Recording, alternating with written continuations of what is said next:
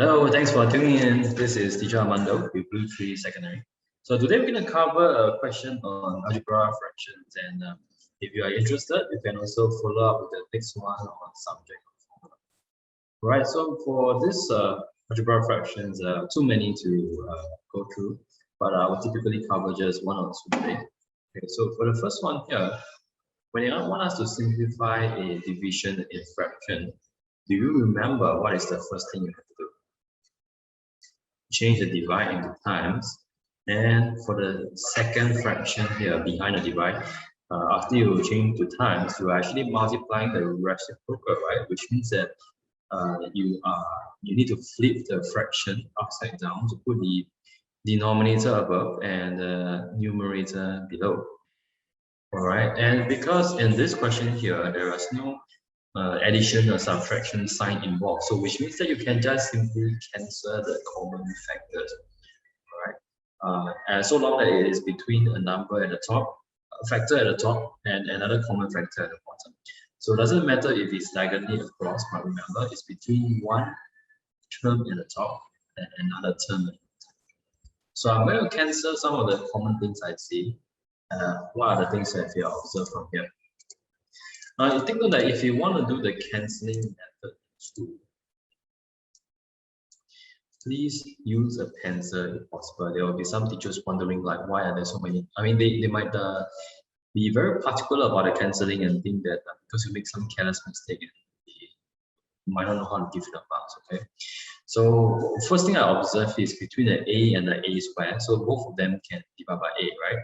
Which means that the numerator here, since there are two sets of a, you divide by one set of a away, you still left with one a, isn't it?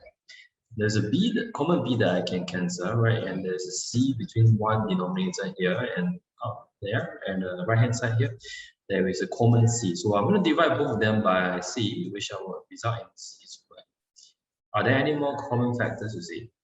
There is, right? Between the 8 and the 4, both can divide by 4. So there will be a leftover of 2. 8 divided by 4 is 2, right? And finally, is there any more? Between the 3 and the 9, both can divide by 3. So think of that for this method. Sometimes because of the cancelling, you might write it a bit small, or you might write it a little bit more untidy than mine. Perhaps you might miss out some of the leftovers to find the answer. So it's very common for students to cancel. Right, so take note. You're going to collect all the numerators together, which is 2a. There's a here. Of course, we'll write the number first, followed by b, and lastly the c squared. In the denominator, seems like almost everything is cancelled away except for 3. Right now, so this is the first method in which we just compare common factors between numerator and denominator, and immediately we divide them until we get to the lowest terms. However, sometimes the question could involve more than 2 terms. Maybe they will involve like a multiplication of another one here, right? Something like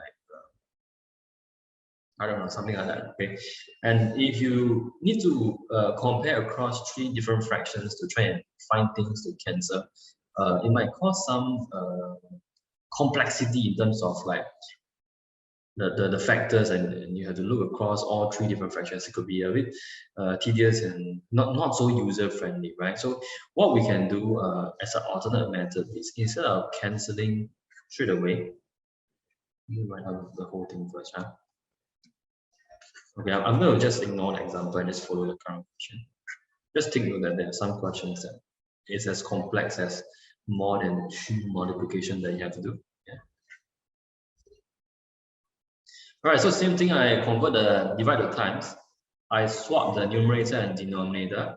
And instead of cancelling straight away, some students don't like that method because it feels very hard to see what's left and all that. Instead of doing that first, you're going to, alternate method is to combine them into a single fraction first, which means that you're just going to use numerator to times numerator, 3 times 8 like terms, number times together, right? The a square, leave it alone. B times b is b square, and finally the c cubed has nothing to multiply, so that's the c cubed. Denominator, you do the same thing. You join the numbers together. 4 times 9 is 6, right? And you have a, b as well as c, and that's the rest of the algebra expression. Now, with this clear-cut fraction here, you can, if you arrange them nicely, numbers and a and b and c in the correct order, then you can go ahead and use the cancelling method after that, right? And it's much more easier to see this. You only have one single fraction. You don't have to look across left or right just to find the common factor, isn't it? So like 24 and 36 both can divide by 12, right? So left with two-thirds. A squared and A, the bigger one is left with one side of the left. B is gone, left with one side of B. C is gone, and the top is left with two sets of C, so that's C squared. And you still get the same answer, isn't it? So it's just a matter of choice which starting point you prefer. You might worry that the numbers when you multiply might be too big, but then you have to calculate out the number. So you can always check for the most simplest form immediately by just simply press that huge fraction in the calculator. Immediately when you press equal sign, the calculator will convert into the most simplest form for you. All right, so if you tend to get careless in regards to dividing the common factors, that's one of the things you can do. Yeah. All right, I'm going to go for question B, next one, and I would say this is a very common question that students will forget how to do. Some of the mistakes they do is they will immediately try and find common factors to cancel. For example, they see that, hey, there is a 8x and there is a 4x, they can divide that away and then left with 2 kind of thing. Then they see that, oh, there is a 2y here and there's a 4y here, I cancel and left with 2 over here. That kind of steps that people do. Now, are you aware that when you see a addition and subtraction sign, this means that if let's say you do it in whole number, right? Let me just show it to you. Let's say you do something like 15 minus 2 divided by 10 minus, what number do you like? 6, okay, let's say that. Now the real answer for this is because they are number and you can basically just join it up, right? Just find the answer for the numerator, 13, and the answer for the denominator is 4. So this one seems to be pretty straightforward, right? So some of the students, again, when you use that method of immediately cancelling from the numerator and denominator, what you're really doing is you are just basically cancelling before you join it up, right? So you get 15 divided by 5 and 10 divided by 5, 2 and 2 cancel away, so 3 minus nothing, that kind of step, right? And you will get something like 3 over negative 6 or 1 minus 6. I don't know, like some, no, actually the real answer that is left is 1, right? So you get 3 minus 1, and then you have 1 minus 6, and totally the answer is very different from the real answer here. So remember, if it's in algebra, since we can't cancel due to the fact that you're supposed to find an answer after adding them and subtracting them. So long that you see any subtraction or addition found in the numerator or denominator, you would have to do a factorize first. If you factorize them, what we are basically doing is you are creating factors, something times something at the top, right? So that you can divide factors a bit. Remember, the simplest form for fraction is all about trying to divide common factors. Okay. So with all those plus and minus hanging in the air, you cannot do any cancelling yet. So the first thing to do is to factorize every single thing you see. Of course, the denominator here for the 4x times 3x plus 2 bracket square, that is already an example of a factorized form, right? Because what it means is 4 times x times 3x plus 2 bracket with a square means that we times another set of 3 times 2. So everything is in nice factorized form without any addition or subtraction hanging in the middle. You get the idea, right? So for the other sides, however, I have to factorize all of them. So it looks like this is easier to factorize. So let me start with the right hand side first. With the 6x plus 4, both of them can be divided by 2, right? You have a common factor of 2. You factorize it out of the bracket, you're left with 3x plus 2. The denominator will have a 4x minus 4y, so you can again take out the common 4, will be left with x minus y. Right? It seems like there's nothing else you can factorize in the bracket, so they must be factorized form. For the first numerator here, this is a total of 4 terms, right? So usually, most of the time when you see 4 terms equation, how do you typically factorize them is to group them in pairs. So what I mean by group them in pairs is you group the first two together, right? And the last 2 together like that. And then you just basically look at the pair, look within the pair to factorize out of it. Not across all 4 terms, just within the pair. Okay, so if you compare the two terms in the first pair here, they have a common what? A common 3x, agree? And you divide it out of the bracket, you will be left with 12 divided by 3 and x squared divided by x equals 4x, right? The second term will have a, what's left? Negative 3xy divided by negative 3x is negative y, agree?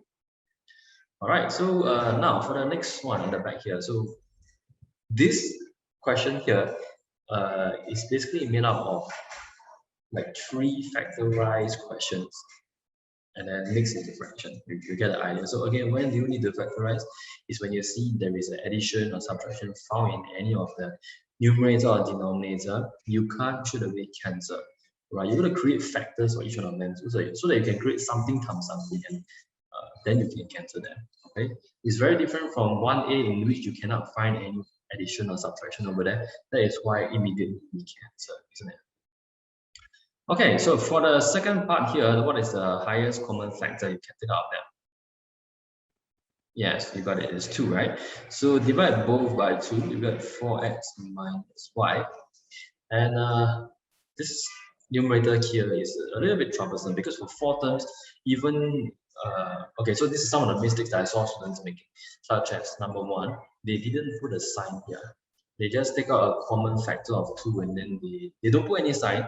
So it looks like you are changing an addition and subtraction expression into a multiplication kind of expression. Can you see that now it becomes 3x times this 4x minus y times 2 times 4x minus y again. So you are changing the whole order of operations into something else, which will cause a different answer. So do not forget, when you factorize out of the second pair, you must put back the sign, whether you are taking out a positive or a negative factor. Right? In this case, we're taking out a positive 2, so that is why the things at the back still remain as same sign as before, right? Positive for the 4x here, negative for the y. All right, so the numerator here, the first numerator in the top left corner, has to do a double layer factorization. Okay, so you take out the first time already, you can notice that if you choose the correct partner for them, you can see the ones in the bracket here are the exact same. So right now you can see them as 2 terms. This is the first term, this is the second term, and you can take out a common 4x minus y from both of them. And of course, what's left will be basically the answer after dividing each term by 4x minus y. So if this is gone, you're left with 3x. And if this is gone again, this is left with positive 2. Right?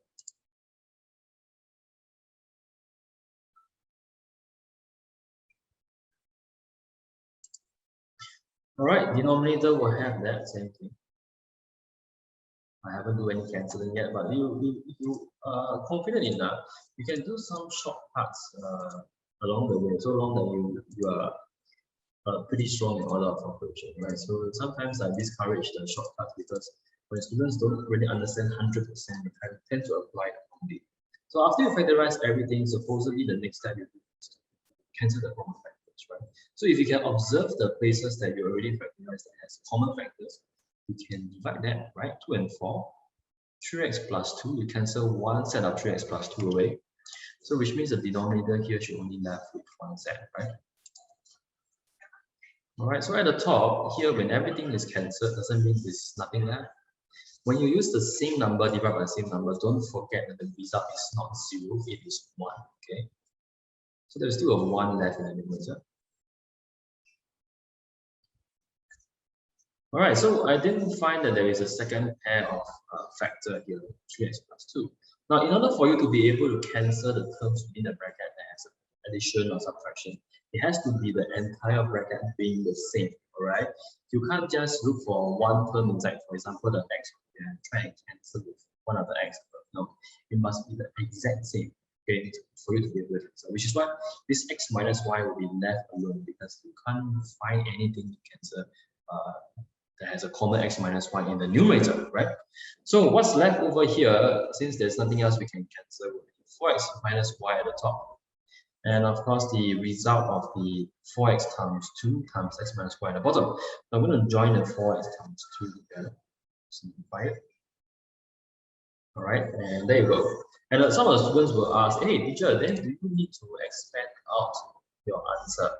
Now, the final answer for the denominator has to be open to factorize. You don't have to expand it. Now, the reason why you keep it in the factorized form is because there are some times where after you fusion them together into a single fraction, then you realize that maybe there is something like this. Maybe that you can see, hey, my numerator x minus y is the exact same as the denominator x minus y, so I can cancel once again, right? But if you expand it out, you won't be able to see that. Remember, when you expand out to have a plus and minus hanging in the air, you cannot cancel anything in algebra, isn't it? But of course, right now at this question here, there is nothing of common anymore, which is why this will be our final answer. All right, ciao.